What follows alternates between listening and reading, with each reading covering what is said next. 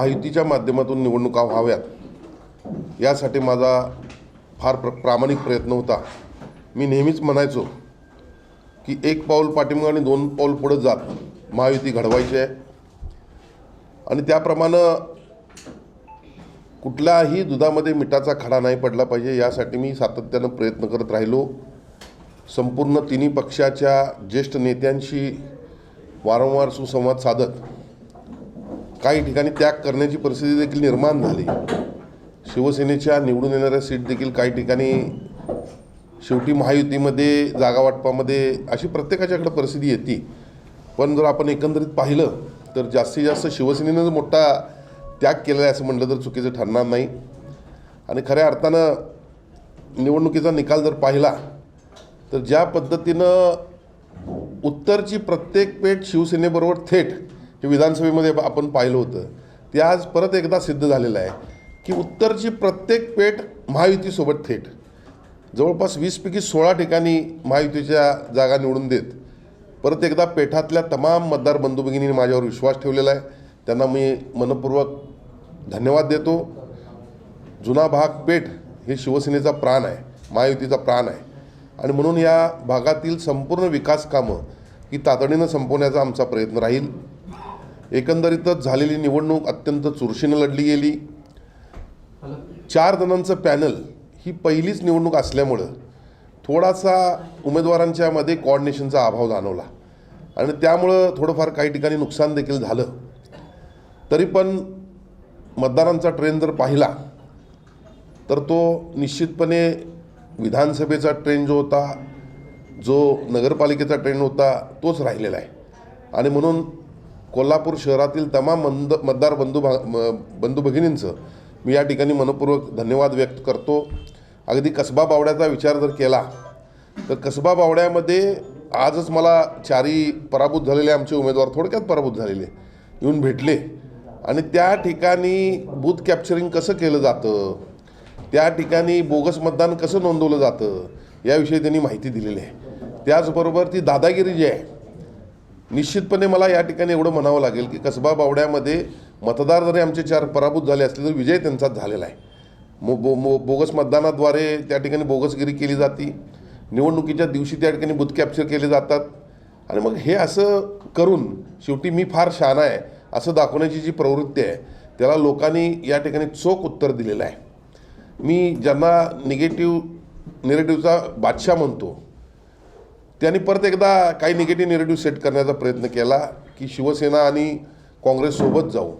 या ठिकाणी मी निश्चितपणे याविषयी आमचे उपमुख्यमंत्र्यांनी मुख्य नेते एकनाथजी शिंदेसाहेब यांनी देखील भूमिका स्पष्ट केलेली आहे। मी देखील याविषयी भूमिका स्पष्ट करतो की महायुती म्हणूनच आम्ही या ठिकाणी आमचं सरकार किंवा महापालिकेमध्ये सत्ता स्थापन करू आणि निश्चितपणे या ठिकाणी 26 सीट भारतीय जनता पक्षाच्या आलेल्या आहेत, 14 सीट शिवसेनेच्या आलेल्या आहेत, राष्ट्रवादीच्या देखील 4 सीट आलेल्या आहेत आणि राज्यामधला आमचा मित्रपक्ष जनसुराज्य यांची 1 सीट आलेली आहे। अशा मिळून 81 पैकी 46 ठिकाणी आमच्या जागा आलेल्या आहेत आणि म्हणून प्रत्येकाला न्याय देण्याचा आम्ही प्रयत्न करू। निश्चितपणे आज 23 जानेवारीला वंदनीय शिवसेना प्रमुख बाळासाहेब ठाकरे यांची 100वी जयंती आहे आणि या जयंतीच्या निमित्तानं मी त्यांना वंदन करत असताना त्यांची जी इच्छा होती कोल्हापूर महापालिकेवर भगवा फडकवण्याची ती आज पूर्ण होत आहे। कोल्हापूरमध्ये शिवसेनेचा पहिला महापौर होणार आहे याची मला खात्री आहे आणि म्हणून त्यांना वंदन करून त्यांच्या विचाराचं मतदान या ठिकाणी आहे, त्यांच्या विचाराच्या मतदारांनी शिवसेनेला पहिल्यांदा या ठिकाणी अशा प्रकारचं यश, घवघवीत यश दिलेलं आहे। मला वाटते पूर्वी 11 जागा सर्वोच्च आल्या होत्या आणि आज 14 जागा आलेल्या आहेत। आज महायुती असल्यामुळे जागा कमी दिसतात, पण ठीक आहे, महायुती म्हणून आम्ही विचार केला तर आम्ही निश्चितपणे चांगलं यश या ठिकाणी मिळवलेलं आहे आणि निश्चितपणे पुढच्या काळामध्ये जे कोणी लायक असतील किंवा सर्वसामान्य असतील किंवा एकंदरीतच शिवसेनेचे नगरसेवक असतील त्यांना प्रत्येक ठिकाणचं पद देण्याच्या दृष्टीनं आमचा प्रयत्न राहील। साहेब, कोल्हापूर महानगरपालिकेकडून सांगितलं आता तुम्ही म्हणालात शिवसेनेचा महायुतीमध्ये नेमकं काय ठरलं? नाही, भाजपचा पहिला महापौर काय शिवसेनेचा पहिला महापौर मी असं नाही म्हटलं, शिवसेनेचा महापौर होणार म्हटलं। शेवटी मोठा भाऊ हा मोठा भाऊच आहे आपण म्हणतो ना मोठा भाऊ काय तर गुजरातीमध्ये एक शब्द आहे. 2.5 वर्षानंतर महापौर शिवसेनेचा नाही बघा, ह्या सगळ्या गोष्टी अजून आता 22 तारखेला आरक्षण आहे, त्यानंतर होणार आहेत. पण निश्चितपणे 2.5 वर्ष भारतीय जनता पक्षाचा महापौर असेल आणि 2.5 वर्ष शिवसेनेचा नॅचरल जस्टिसप्रमाणे असेल. कारण आम्ही काय कुठं 2-4 जागा घेऊन सत्तेवर आलेलो नाही आहोत, तर बरोबर आहे ना, आम्ही आहोत 33-34% आम्ही देखील वाट्यामध्ये आहोत. आणि निश्चितपणे मला या ठिकाणी कुठलं दुजाभाव आम्हाला करायचा नाही आहे. मी नेहमीच म्हणायचो की राज्याचे नेते चंद्रकांतदादा पाटील, हसनजी मुश्रीफ, कोल्हापूरचे पालकमंत्री प्रकाशजी आबिटकर यांच्या माध्यमातून यांच्या नेतृत्वाखाली आम्ही निवडणुका लढलेल्या आहे आणि यामध्ये त्यांची तिघांचीही भूमिका नेहमीच सामंजस्याची राहिलेली आहे.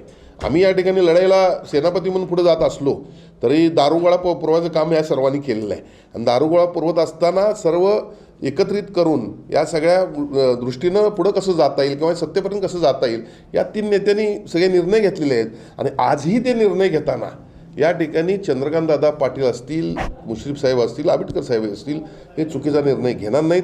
या ठिकाणी निश्चितपणे नॅचरल जस्टिसप्रमाणे शिवसेनेचा महापौर होईल. तो पहिला होईल, दुसरा होईल, तिसरा होईल हा विषय नाही आहे.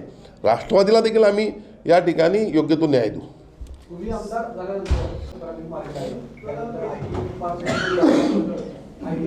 जागा आहे हद्दवाढ कसा भेटलाय की याच्यावर तुम्हाला 2 आमदारांचं मन वळवायची गरज आहे, काय यशस्वी व्हावं वाटतं? बऱ्यापैकी बघा, हद्दवाढ व्हावी ही सर्वांचीच मानसिकता झालेली आहे आणि निश्चितपणे मला खात्री आहे की लवकरात लवकर कोल्हापूर शहराला आम्ही गोड बातमी याविषयी पुरवू.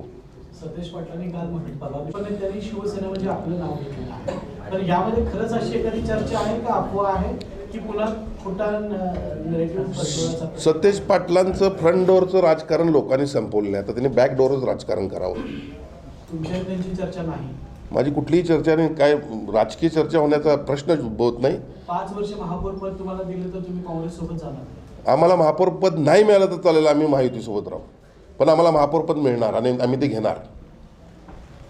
संजय शिरसाट असतील, दादा भुसे किंवा प्रताप सावंत या ठिकाणी शिवसेनेला अपेक्षित यश मिळालं नाही, त्यामुळे आता मंत्रिमंडळात कुठेतरी भाकरी फिरवण्याची चर्चा सुरू झालेली आहे. हा सर्वस्वी निर्णय सन्माननीय उपमुख्यमंत्री पक्षाचे नेते एकनाथजी शिंदेसाहेब यांचा आहे. पण निश्चितपणे मी या ठिकाणी आशावादी आहे, कारण 40 वर्ष जुना मी सैनिक आहे. ज्या वेळेला 2009ला काही नव्हतं त्यावेळी 3 आमदार आमचे निवडून आलेले आहेत. आम्ही मोठ्या प्रमाणात काम केलं, त्यानंतर 6 आमदार आमचे आले 2014ला, तरी देखील आम्हाला मंत्रिपदापासून उपेक्षित ठेवलं गेलं. आता पुन्हा 5 आमदार आले असताना ठीक आहे, आणीबाणीच्या परिस्थितीमध्ये प्रकाश आंबेडकर साहेब पक्षासोबत होते, त्यामुळे त्यांना मंत्रिपद दिले गेलेलं आहे. आणि जर असा काय फेरबदल होणार असेल, माझ्यासारख्या 40 वर्ष जुन्या निष्ठावंत शिवसैनिकाचा निश्चित विचार होईल याची मला खात्री आहे. आज बाळासाहेब ठाकरे यांची शताब्दी आहे आणि त्याच दिवशी सुनावणी होणार आहे, कसं बघताय? बघा, जनतेच्या कोर्टामध्ये सुनावणी झालेली आहे असं म्हटलं तर चुकीचं ठरणार नाही. झालेल्या लोकसभा असतील, झालेल्या विधानसभा असतील, झालेल्या नगरपरिषदा असतील, या सर्व निवडणुकांमध्ये आणि आता झालेल्या महानगरपालिका यामध्ये राज्यामध्ये 2 नंबरचा शिवसेना हा पक्ष राहिलेला धनुष्यबाण घेऊन, आणि याचं नेतृत्व आमचे मुख्य नेते राज्याचे उपमुख्यमंत्री एकनाथजी शिंदेसाहेब करत आहेत. फक्त राजकीय चर्चा सुरू राहावी यासाठी आमच्या समविचारी पक्षाचा म्हणजे आमच्या विरोधात जे आता आहेत UBT त्यांचा एक प्रयत्न आहे हा. पण निश्चितपणे जनतेनं आम्हाला स्वीकारलेला आहे. जनतेच्या दरबारामध्ये आम्ही या ठिकाणी निश्चितपणे जनतेच्या मनात आहोत आणि निश्चितपणे त्यामुळं न्यायालयाच्या मनामध्ये देखील तेच असणार आहे आणि त्यामुळं धनुष्यबाण हा आमचाच राहील अशी मला खात्री आहे. निवडणुकानंतर कळता नाही म्हणताय, पण त्या ठिकाणी आपण जर पाहिलं तर मालेगावमध्ये एकनाथ शिंदेनी MIMला प्रस्ताव दिला आहे की तुम्ही पाठिंबा द्या आणि आमचा महापौर बसवतो. म्हणजे वेगवेगळे विचारसरणी वेगवेगळ्या ठिकाणी पाहायला मिळते असं म्हणायचं का? नाही बघा, मला तिथं काय घडलं हे माहीत नाही आहे, पण मला एवढी खात्री माझ्या नेत्यांच्या बाबतीत आहे की ते अशा पद्धतीचं काय करतील असं मला वाटत नाही. मला खात्री आहे, पण मला तिथं काय घडलं याची कल्पना नाही आहे. मुख्यमंत्री जरी दावसोबत असले तरी पण एकनाथ शिंदे साहेबांकडून काही स्पष्ट सूचना किंवा काही आलेलं दिसत नाही. तर काय मुंबईच्या महापौरपदासंदर्भात काय? बघा, एकनाथ शिंदे साहेब आणि देवेंद्र फडणवीस साहेब यांचे अतूट असं नातं आहे आणि त्यामुळं कुठल्या चर्चा असतात आणि काय असतात, मला खात्री आहे की शिवसेना भारतीय जनता पक्षाची अभेद्य युती आहे. जे काही मधल्या काळामध्ये घडलं ते परत घडणार नाही आणि आम्ही सर्व एकत्रित राहू.